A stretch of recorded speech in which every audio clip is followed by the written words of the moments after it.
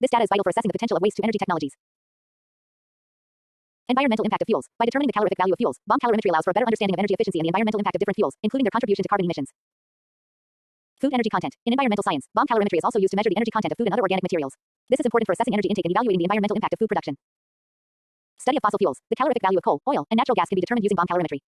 This data is crucial for understanding the energy potential of fossil fuels, which remain a significant energy source despite environmental concerns. Advantages and disadvantages of bomb calorimetry. Advantages. Accuracy. Bomb calorimetry provides highly accurate measurements of energy released during combustion. Precision. The method can measure even small differences in calorific value, making it suitable for high-precision applications. Simplicity. The experimental setup is relatively straightforward, and results can be obtained without the need for complex instrumentation. Wide application. Bomb calorimetry is widely used in diverse fields, including energy production, waste management, and environmental science. Disadvantages. Cost. The setup and maintenance of a bomb calorimeter can be costly, which may limit its use in some laboratories. Time-consuming. The process requires careful calibration, sample preparation, and multiple steps, which can take a significant amount of time. Limited to combustion. Bomb calorimetry is only applicable to substances that can undergo combustion. It cannot be used for substances that do not burn in oxygen. Previous year questions with answers. What is the primary use of bomb calorimetry in environmental science? A. To measure the concentration of pollutants in water. B. To determine the energy content of fuels. C. To assess soil quality. D. To measure the level of oxygen in air. Answer. B. To determine the energy content of fuels. UGC-NET 2019. Which of the following is the main purpose of using a bomb calorimeter? A. To measure the calorific value of fuels. B. To determine the concentration of heavy metals in water. C. To analyze the biological oxygen demand of a sample. D. To assess the amount of particulate matter in the air. Answer. A. To measure the calorific value of fuels. UGC-NET 2020. The energy released in bomb calorimetry is measured by recording the temperature change of which substance? A. The sample being combusted.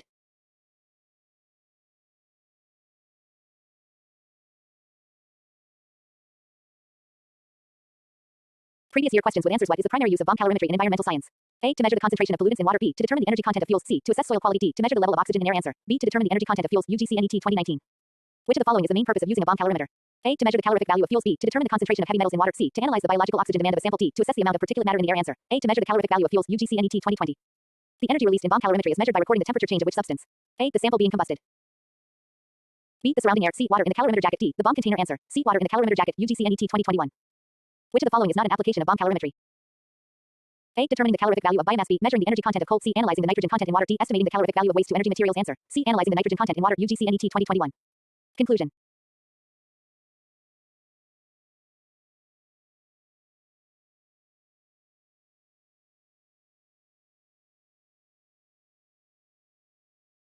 Conclusion. Bomb calorimetry is a powerful and accurate method for determining the energy content of fuels, biomass, waste materials, and food.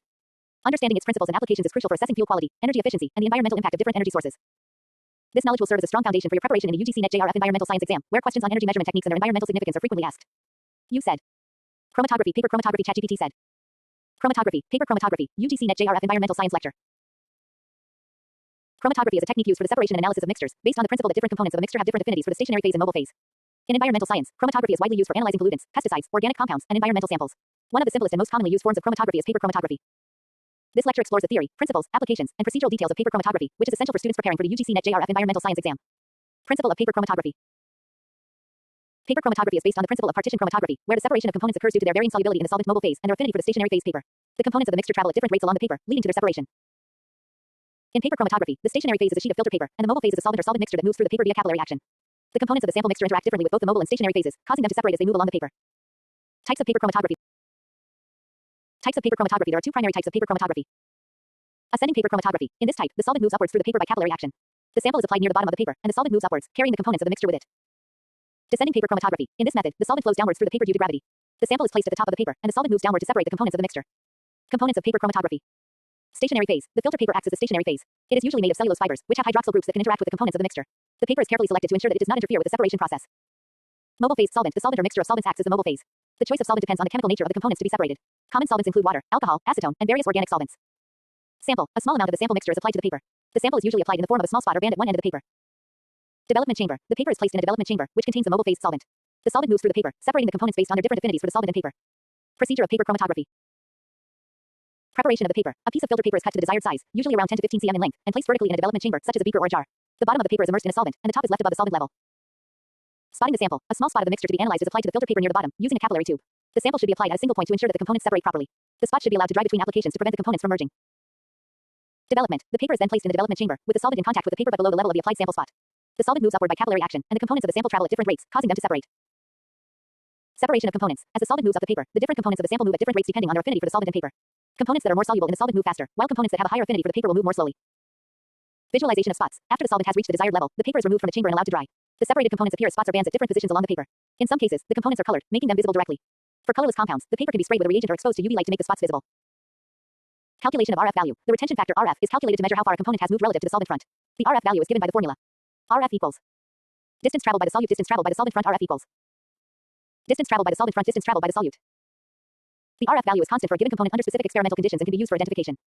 Applications of paper chromatography. Analysis of pollutants. Paper chromatography is used to analyze environmental pollutants, such as pesticides, herbicides, and organic contaminants in water, soil, and air. It helps in detecting trace amounts of harmful chemicals and monitoring environmental quality. Separation of organic compounds. Paper chromatography is widely used for the separation of organic compounds, such as amino acids, proteins, sugars, and fatty acids. It is a valuable tool in both environmental research and biochemical analysis.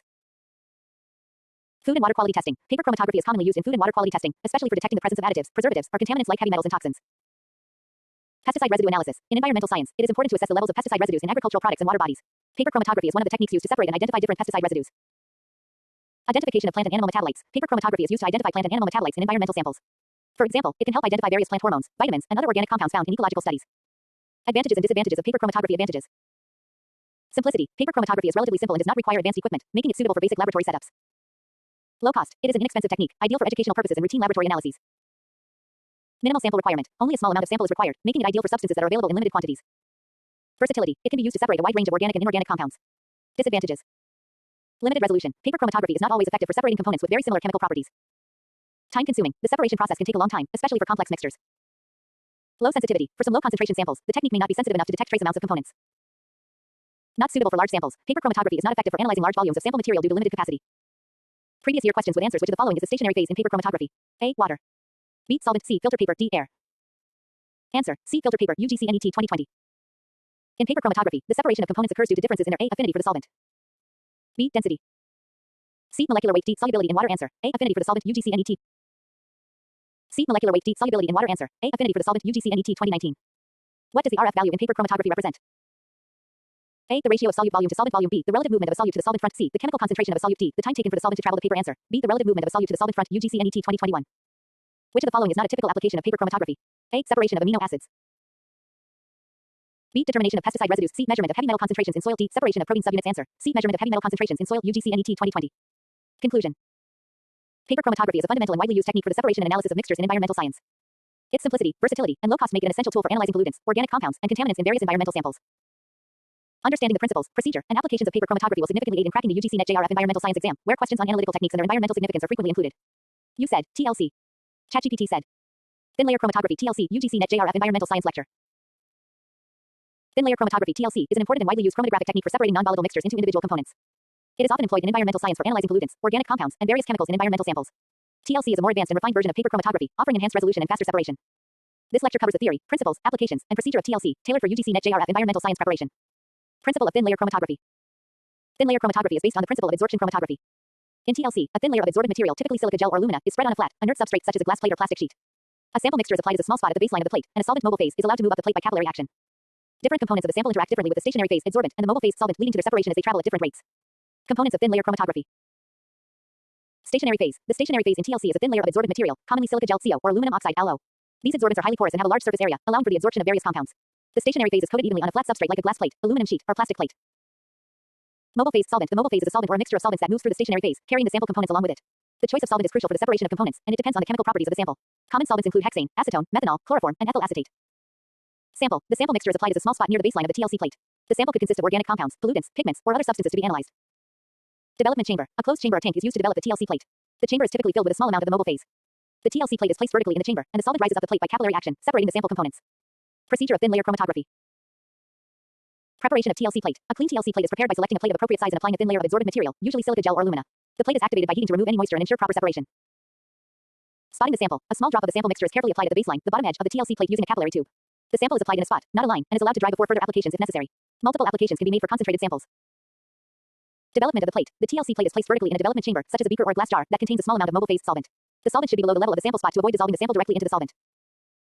Separation of components. The solvent moves upward through the stationary phase by capillary action, and the components of the sample mixture travel at different rates. Components that interact more strongly with the stationary phase adsorbent will move more slowly, while those that interact more strongly with the mobile phase will move faster, resulting in their separation. Visualization of the components. After the solvent has traveled up the plate is removed from the development chamber and allowed to air dry. The separated components may be visible as colored bands if the compounds are colored. For colorless compounds, the plate can be sprayed with a suitable reagent or exposed to UV light to visualize the spots. RF value calculation. The retention factor RF is calculated for each separated component. The RF value is the ratio of the distance traveled by the solute to the distance traveled by the solvent front. RF equals distance traveled by solute, distance traveled by solvent front. RF equals Distance traveled by solvent front distance traveled by solute. The RF value is a characteristic of each compound under specific experimental conditions and can be used for identification. Applications of thin layer chromatography. Environmental pollution analysis. TLC is widely used to analyze environmental samples, including water, soil, and air, for the presence of pollutants such as pesticides, herbicides, heavy metals, and other organic contaminants. It is especially useful for detecting trace amounts of pollutants in water bodies and agricultural land. Separation of organic compounds. TLC is employed in the separation and identification of various organic compounds such as amino acids, lipids, proteins, and volatile organic compounds box. It helps in identifying and quantifying organic substances in environmental samples. Food and drug analysis. In food and drug industries, TLC is used for the quality control of food additives, preservatives, and pharmaceutical substances. It is effective in identifying adulterants and contaminants in food and medicinal products. Forensic science. TLC plays a crucial role in forensic analysis, helping to separate and identify compounds in blood, urine, and other biological samples. It is used to detect drugs, poisons, and other toxins in forensic investigations. Herbicide and pesticide residue testing. TLC is used to detect pesticide residues in food and environmental samples, providing an effective method for agricultural safety testing. Advantages and disadvantages of thin layer chromatography. Advantages. Simplicity and cost-effective. TLC is a simple, easy-to-use technique that does not require expensive equipment, making it accessible for routine analyses and educational purposes. High resolution. TLC offers higher resolution and better separation compared to paper chromatography, making it suitable for complex mixtures. Rapid and efficient. The TLC process is faster than other chromatographic methods like column chromatography, providing quick results.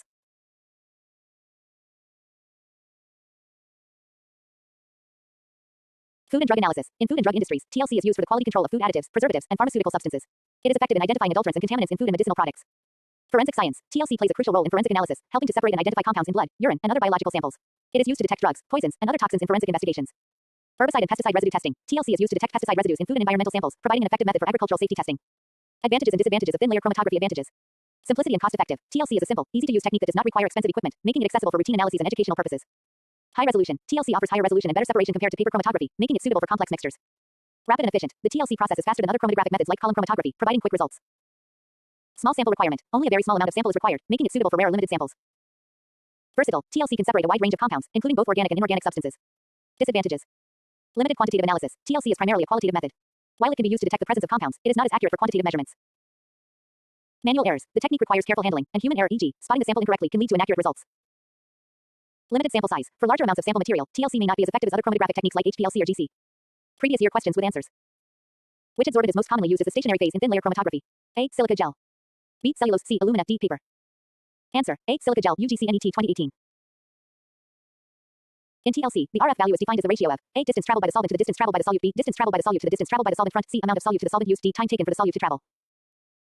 Answer. B. Distance traveled by the solute to the distance traveled by the solvent front. UGC NET 2019. Which of the following is the most important factor for separating components in TLC? A. Molecular weight.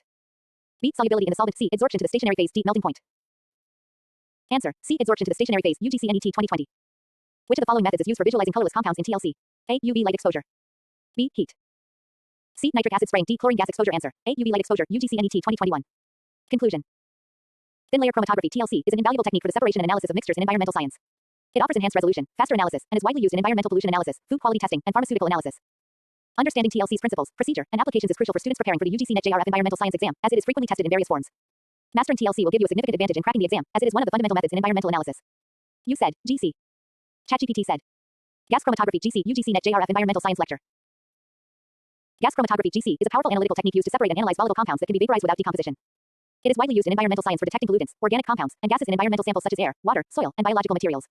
Gas chromatography is ideal for the analysis of gases, liquids, and small organic molecules. This lecture covers the theory, principles, applications, and procedures of gas chromatography, specifically designed for UGC NET JRF environmental science preparation. Principle of gas chromatography. Gas chromatography operates based on the principle of partitioning a sample between a mobile phase gas and a stationary phase solid or liquid. The sample mixture is injected into a chromatographic column, where it interacts with a stationary phase. The components of the mixture are separated as they move through the column, with each component interacting differently with the stationary phase and moving at different rates. This results in their separation, and the separated components are detected as they exit the column. Components of gas chromatography. Mobile phase carrier gas.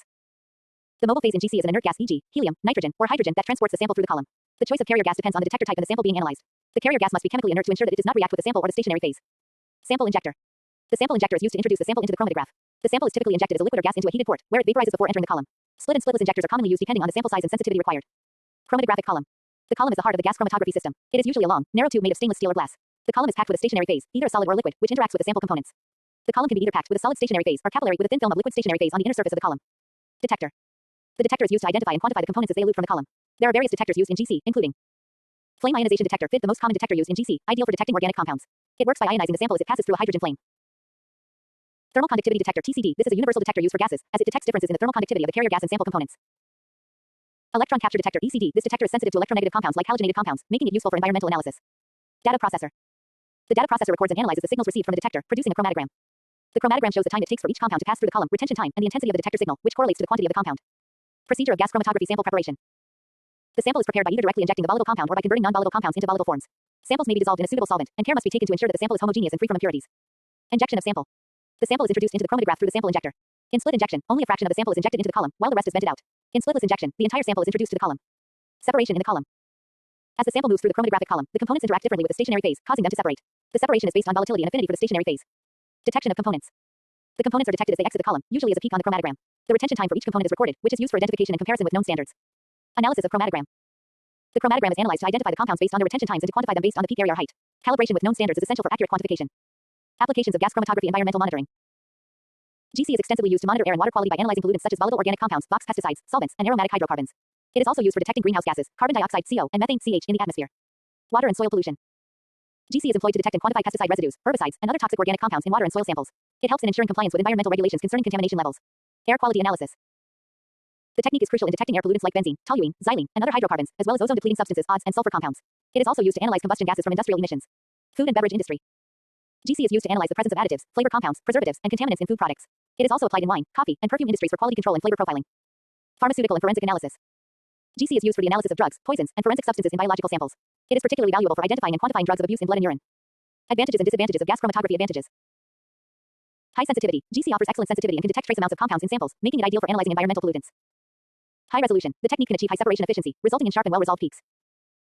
Quantitative analysis. GC is capable of providing precise quantitative data when used with appropriate calibration methods. Fast analysis. GC provides relatively quick analysis compared to other chromatographic techniques, with runtimes typically ranging from 5 to 30 minutes. Disadvantages. Limited to volatile compounds. GC is effective only for volatile compounds, so non-volatile or thermally unstable substances cannot be analyzed directly. Expensive equipment. The initial setup cost for a GC system can be high, especially with specialized detectors and columns. Requires expertise. Proper sample preparation, column selection, and interpretation of chromatograms require expertise to avoid errors and misidentifications. Previous year questions with answers. Which detector is commonly used in gas chromatography for detecting organic compounds? A. Flame ionization detector, FID. B. Thermal conductivity detector, TCD. C. UV vis spectrometer, D. Refractometer. Answer. A. Flame ionization detector, FID. UGC-NET 2019. What is the stationary phase in gas chromatography typically made of? A. Solid silica. B. Solid aluminum oxide. C. A. Thin liquid film on a solid support. D. Which detector is commonly used in gas chromatography for detecting organic compounds?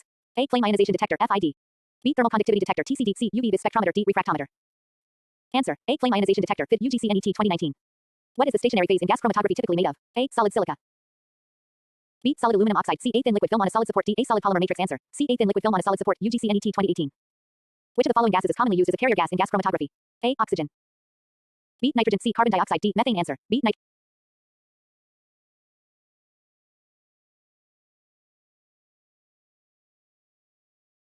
B. Nitrogen. C. Carbon dioxide. D. Methane. Answer. B. Nitrogen. UGC-NET 2020. In gas chromatography, which property primarily governs the separation of components in a mixture? A. Molecular weight. B. Volatility and interaction with the stationary phase. C. Chemical structure. D. Particle size. Answer. B. Volatility and interaction with the stationary phase. UGC-NET 2021. Conclusion. Gas chromatography (GC) is an indispensable technique in environmental analysis due to its ability to detect and quantify volatile pollutants and organic compounds at trace levels. By mastering the principles, components, and applications of GC, students preparing for the UGC-NET JRF environmental science exam will gain a significant advantage. This lecture equips you with the knowledge necessary to understand and apply GC for environmental monitoring and pollution analysis, helping you excel in your exam.